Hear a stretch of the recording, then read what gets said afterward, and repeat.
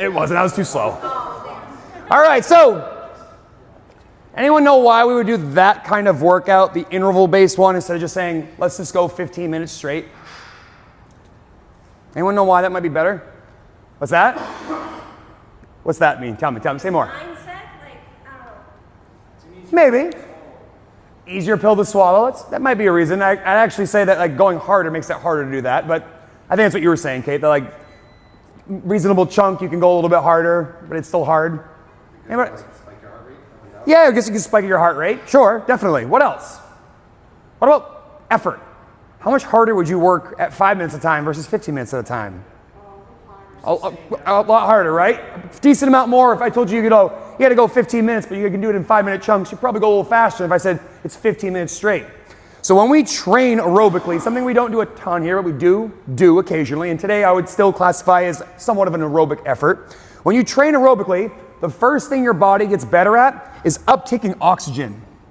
So you see something called an increase in VO2 max, which simply means every time you breathe air in, some portion of that is oxygen, and some portion of that oxygen you breathe in gets used by your muscle tissue. The more you train aerobically, the better you are at extracting that oxygen and using that oxygen to create energy via the aerobic metabolism, meaning you use the air combined with carbohydrate or fat to make energy that your muscle cells use to propel you forward. So the first thing you see when you do aerobic training is you see an increase in VO2 max. The second thing you see is an increase in lactate threshold. I'm sure you all experienced this today. We're at, I don't know, minute and a half, 2-minute mark. Your legs or arms started to feel pretty heavy. You start to get that like dull burn. You're like, I don't want to keep doing this. Did everyone experience that today? Yeah, so what happens is one of the byproducts of muscle contraction, something called lactic acid. And essentially it's a fuel substrate that's created as a result of not being able to clear lactic acid because you don't have enough oxygen and hydrogen ions to clear that waste out of your muscle tissue. And that lactic acid can be turned into lactate, which is a fuel source your muscles can use if you are very efficient and have trained this pathway. So the second thing you see is that these muscle tissues are now able to take this substrate that's originally a waste product, recycle it into an energy source that your body can use when you are in efforts that are like today's.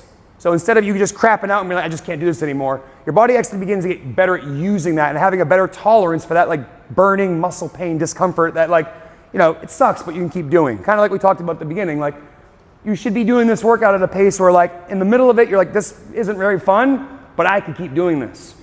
For both of these reasons, we like aerobic training. We like what we did today. The thing we are trying to avoid with our style of training is the third adaptation,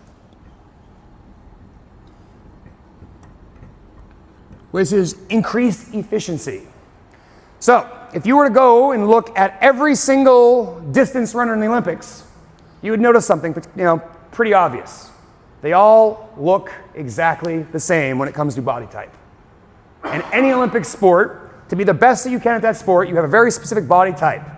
Whether that's tall and lean, short and stocky, depending on what the event is, but you're all gonna see those athletes have a very similar body type.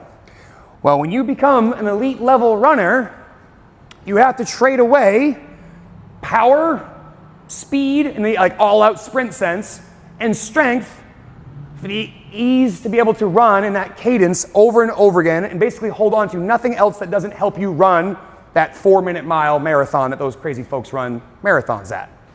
But if you lined up every single marathoner at the Boston Marathon that came in the top 100 and you said, all right, let's deadlift your body weight, bench press your body weight, and squat your body weight, No way.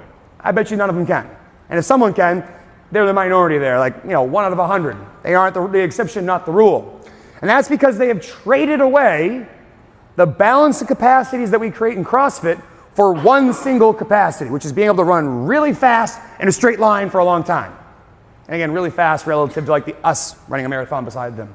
But some of these marathoners, I bet you could beat in a dead sprint because they don't have that high-end gear. They have that 70% gear and they can do it forever.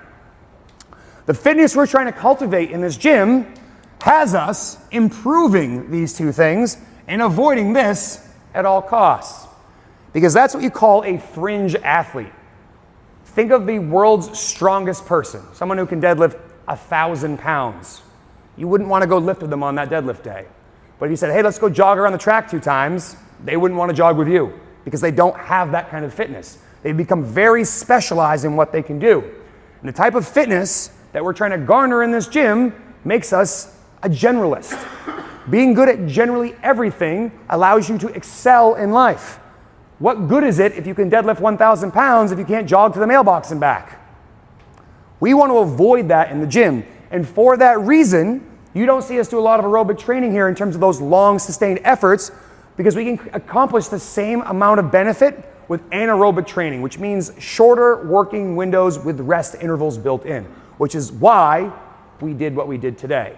It's a far superior type of training when it comes time to be balanced in everything. You will see crossover benefits from training anaerobically in the aerobic functioning of a human being, but you do not see the inverse. There is no marathon runner who all of a sudden is really, really powerful because they do lots of marathon running. It doesn't work in that direction. But you do see folks who train anaerobically have very high levels of aerobic fitness, which is why we do interval-based workouts and shorter workouts, and why you see keep workouts short and intense in 100 words of fitness as opposed to, I don't know, workout every day. You guys have any questions?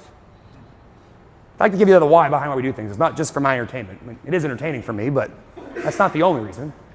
It's good. We like this. I like this. Are you done? Cool. All right, well, guys, thanks for coming out. Hope that was fun. Tomorrow's a doozy. Rest up.